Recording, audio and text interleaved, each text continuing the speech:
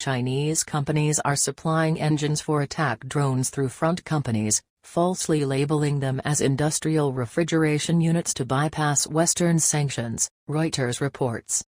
According to the report, Russian arms producer Kupol signed a contract with Russia's Ministry of Defense to manufacture over 6,000 Garpia A1 drones in 2025, which is 3 times more than the previous year.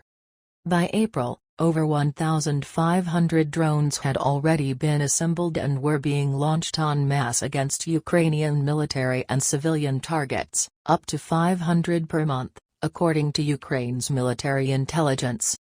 A key component of the Garpia drone is the Chinese L-550E engine produced by Xiamen Limbach Aviation Engine Company after sanctions were imposed on Xiamen. A new Chinese firm, Beijing Shichao International Technology and Trade, began delivering the same engines to Russia. In shipping documents, they were labeled as cooling units, enabling unimpeded transfer in violation of sanctions. The supplier outran through a network of shell companies, from Beijing to Moscow, and then to Izhevsk, where the Kupol plant is located.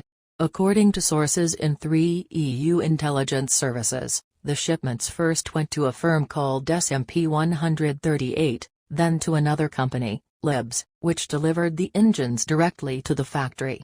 This is how refrigerators became weapons. Despite repeated warnings, Chinese airlines, including Sichuan Airlines and China Southern Airlines, continued transporting drone components since at least October 2024.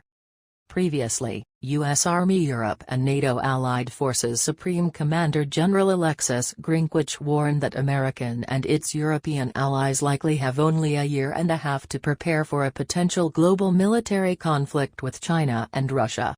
The dictatorships may launch a coordinated strike in 2027.